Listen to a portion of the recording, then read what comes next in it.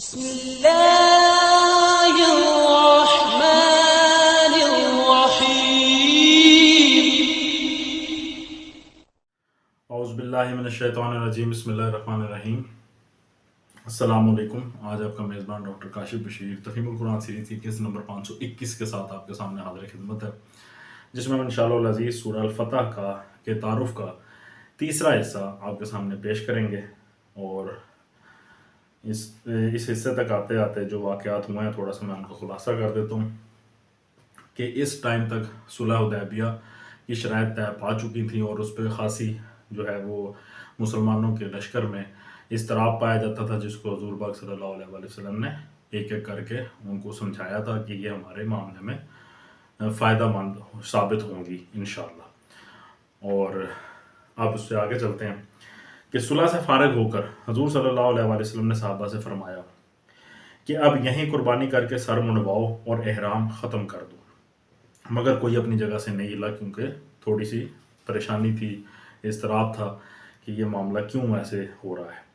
حضور صلی اللہ علیہ وآلہ وسلم نے 3 مرتبہ حکم دیا، مگر صحابہ پر اس وقت رنج و غم اور دل شکستگی کا ایسا شدید غلبہ تھا کہ انہوں نے اپنی جگہ سے حرکت تک نہیں کی۔ حضور صلی اللہ علیہ وآلہ وسلم کے پورے دور رسالت میں اس ایک موقع کے سوا کبھی یہ صورت پیش نہیں آئی کہ آپ صحابہ کو حکم دیں اور وہ اس کی تعمیل کے لیے دوڑ نہ پڑیں۔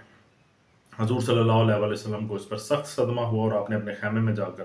ام المومنین حضرت ام سلمہ سے اپنی کبیدہ خاطری کا اظہار فرمایا۔ انہوں نے عرض کیا کہ آپ بس خاموشی کے ساتھ تشریف لے جا کر خود اپنا اونٹ ذبح فرمائیں اور حجام کو بلا کر اپنا سر منڈوا لیں، اس کے بعد لوگ خود بخود آپ کے عمل کی پیروی کریں گے اور سمجھ لیں گے کہ جو فیصلہ ہو چکا ہے وہ اب بدلنے والا نہیں ہے۔ چنانچہ ایسا ہی ہوا، اور آپ کے فعل کو دیکھ کر لوگوں نے بھی قربانیاں کر لیں، سر منڈوا لیے یا بال ترشپا لیے اور احرام سے نکل آئے، مگر دل ان کے غم سے کٹے جا رہے تھے۔ اس کے بعد جب یہ قافلہ حدیبیہ کی صلح کو اپنی شکست اور ذلت سمجھتا ہوا مدینہ کی طرف واپس جا رہا تھا، اس وقت زجنان کے مقام پر یا بقول بعض قراء الغمیم کے مقام پر یہ سورہ نازل ہوئی، یعنی سورہ الفتح، جس نے مسلمانوں کو بتایا کہ یہ صلح جس کو وہ شکست سمجھ رہے ہیں دراصل فتح عظیم ہے۔ اس کے نازل ہونے کے بعد حضور صلی اللہ علیہ وآلہ وسلم نے مسلمانوں کو جمع کیا اور فرمایا، آج مجھ پر وہ چیز نازل ہوئی ہے جو میرے لیے دنیا و مافیہ سے زیادہ قیمتی ہے۔ پھر یہ سورہ آپ نے تلاوت فرمائی اور خاص طور پر حضرت عمر رضی اللہ تعالیٰ عنہ کو بلا کر اسے سنایا، کیونکہ وہ سب سے زیادہ رنجیدہ تھے۔ اگرچہ اہل ایمان تو اللہ تعالیٰ کا یہ ارشاد سن کر ہی مطمئن ہو گئے تھے، مگر کچھ زیادہ مدت نہ گزری تھی کہ اس صلح کے فوائد ایک ایک کر کے کھلتے چلے گئے، یہاں تک کہ کسی کو بھی اس امر میں شک نہ رہا کہ فی الواقع یہ صلح ایک عظیم الشان فتح تھی۔ نمبر 1، اس میں پہلی مرتبہ عرب میں اسلامی ریاست کا وجود باقاعدہ طور پر تسلیم کر لیا گیا۔ اس سے پہلے تک عربوں کی نگاہ میں محمد صلی اللہ علیہ وآلہ وسلم اور آپ کے ساتھیوں کی حیثیت محض قریش اور قبائل عرب کے خلاف خروج کرنے والے ایک گروہ کی تھی، اور وہ ان کو برادری باہر یعنی آؤٹ لا سمجھتے تھے، باغی سمجھتے تھے۔ اب خود قریش ہی نے آپ سے معاہدہ کر کے سلطنت اسلامی کے مقبوضات پر آپ کا اقتدار مان لیا، اور قبائل عرب کے لیے یہ دروازہ بھی کھول دیا کہ ان دونوں سیاسی طاقتوں میں سے جس کے ساتھ چاہیں حلیفانہ معاہدات کر لیں۔ نمبر 2، مسلمانوں کے لیے زیارت بیت اللہ کا حق تسلیم کر کے قریش نے آپ سے گویا یہ بھی مان لیا کہ اسلام کوئی بے دینی نہیں ہے جیسا کہ وہ اب تک کہتے چلے آ رہے تھے، بلکہ عرب کے مسلمہ ادیان میں سے ایک ہے، اور دوسرے عربوں کی طرح اس کے پیرو، اس کے فالوورز بھی حج و عمرہ کے مناسک ادا کرنے کا حق رکھتے ہیں۔ اس سے اہل عرب کے دلوں کی وہ نفرت کم ہو گئی جو قریش کے پروپیگنڈا سے اسلام کے خلاف پیدا ہو گئی تھی۔ نمبر 3، 10 سال کے لیے جنگ بندی کا معاہدہ ہو جانے سے مسلمانوں کو امن میسر آ گیا، اور انہوں نے عرب کے تمام اطراف و نواح میں پھیل کر اس تیزی سے اسلام کی اشاعت اور تبلیغ کا کام کیا کہ صلح حدیبیہ سے پہلے پورے 19 سال میں اتنے آدمی مسلمان نہیں ہوئے تھے جتنے اس کے بعد 2 سال کے اندر ہو گئے۔ یہ اسی صلح کی برکت تھی کہ یا تو وہ وقت تھا جب حدیبیہ کے موقع پر حضور صلی اللہ علیہ وآلہ وسلم کے ساتھ صرف 1400 آدمی آئے تھے، یا 2 ہی سال کے بعد جب قریش کی عہد شکنی کے نتیجے میں حضور صلی اللہ علیہ وآلہ وسلم نے مکہ پر چڑھائی کی تو 10,000 کا لشکر آپ کے ہم رکاب تھا، صرف 2 سالوں میں۔ نمبر 4، قریش کی طرف سے جنگ بند ہو جانے کے بعد حضرت صلی اللہ علیہ وآلہ وسلم کو یہ موقع مل گیا کہ اپنے مقبوضات میں اسلامی حکومت کو اچھی طرح مستحکم کر لیں اور اسلامی قانون کے اجراء سے مسلم معاشرے کو ایک مکمل تہذیب و تمدن بنا دیں۔ یہی وہ نعمت عظمیٰ ہے جس کے متعلق اللہ تعالیٰ نے سورہ مائدہ کی آیت نمبر 3 میں فرمایا کہ آج میں نے تمہارے دین کو تمہارے لیے مکمل کر دیا اور اپنی نعمت تم پر تمام کر دی ہے اور تمہارے لیے اسلام کو تمہارے دین کی حیثیت سے قبول کر لیا ہے۔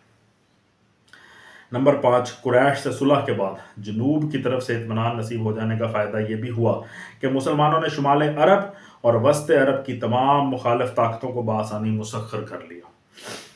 صلح حدیبیہ پر 3 ہی مہینے گزرے تھے، صرف 3 مہینے، کہ یہودیوں کا سب سے بڑا گڑھ خیبر فتح ہو گیا، اور اس کے بعد فدق، وادی القرا، تیمہ اور تبوک کی یہودی بستیاں اسلام کے زیر نگیں آتی چلی گئیں۔ پھر وسط عرب کے وہ تمام قبیلے بھی جو یہود اور قریش کے ساتھ گٹھ جوڑ رکھتے تھے ایک ایک کر کے تابع فرمان ہو گئے۔ اس طرح حدیبیہ کی صلح نے 2 ہی سال کے اندر عرب میں قوت کا توازن اتنا بدل دیا کہ قریش اور مشرکین کی طاقت دب کر رہ گئی اور اسلام کا غلبہ یقینی ہو گیا۔ یہ تھی وہ برکات جو مسلمانوں کو صلح سے حاصل ہوئیں، جسے وہ اپنی ناکامی اور قریش اپنی کامیابی سمجھ رہے تھے۔ سب سے زیادہ جو چیز اس صلح میں مسلمانوں کو ناگوار ہوئی تھی اور جسے قریش نے اپنی جیت سمجھا تھا وہ یہ تھی کہ مکہ سے بھاگ کر مدینہ جانے والوں کو واپس کر دیا جائے گا اور مدینہ سے بھاگ کر مکہ جانے والوں کو واپس نہیں کیا جائے گا۔ مگر تھوڑی ہی مدت گزری تھی کہ یہ معاملہ بھی قریش پر الٹا پڑا، اور تجربے نے بتا دیا کہ نبی صلی اللہ علیہ وآلہ وسلم کی نگاہ دور رس نے اس کے کن نتائج کو دیکھ کر یہ شرط قبول کی تھی۔ صلح کے کچھ دنوں بعد مکہ سے ایک مسلمان ابو بصیر قریش کی قید سے بھاگ نکلے اور مدینہ پہنچے۔ قریش نے ان کی واپسی کا مطالبہ کیا اور حضور صلی اللہ علیہ وآلہ وسلم نے معاہدے کے مطابق انہیں ان لوگوں کے حوالے کر دیا جو ان کی گرفتاری کے لیے مکہ سے بھیجے گئے تھے۔ مگر مکہ جاتے ہوئے راستے میں وہ پھر ان کی گرفت سے بچ نکلے اور ساحل بحر احمر کے اس راستے پر جا بیٹھے جس سے قریش کے تجارتی قافلے گزرتے تھے۔ اس کے بعد جس مسلمان کو بھی قریش کی قید سے بھاگ نکلنے کا موقع ملتا وہ مدینہ جانے کے بجائے ابو بصیر کے ٹھکانے پر پہنچ جاتا، یہاں تک کہ 70 آدمی وہاں جمع ہو گئے اور انہوں نے قریش کے قافلوں پر چھاپے مار مار کے ان کا ناطقہ تنگ کر دیا۔ آخرکار قریش نے خود رسول اللہ صلی اللہ علیہ وآلہ وسلم سے درخواست کی کہ ان لوگوں کو مدینہ بلا لیں، اور حدیبیہ کے معاہدے کی وہ شرط آپ سے آپ ساقط ہو گئی ہے۔ یہ تاریخی پس منظر نگاہ میں رکھ کر جب اس سورہ کو پڑھا جائے تو اسے اچھی طرح سے سمجھا جا سکتا ہے۔ الحمدللہ سورہ الفتح کا تعارف آج آپ کے سامنے ہم نے مکمل کر لیا ہے۔ اللہ تعالیٰ سے دعا ہے کہ اللہ تعالیٰ ہمیں قرآن مجید کے مطالب و مضامین کو زیادہ گہرائی سے سمجھنے کی توفیق عطا فرمائے، اور اس میں جتنی بھی تعلیمات آئی ہیں ان پر عمل پیرا ہونے کے لیے بھی اللہ تعالیٰ ہمیں توفیق سے نوازے۔ اسی دعا کے ساتھ آپ سے اجازت چاہیں گے۔ اپنا بہت خیال رکھیں۔ آپ لوگوں کا بہت بہت شکریہ۔ اللہ حافظ۔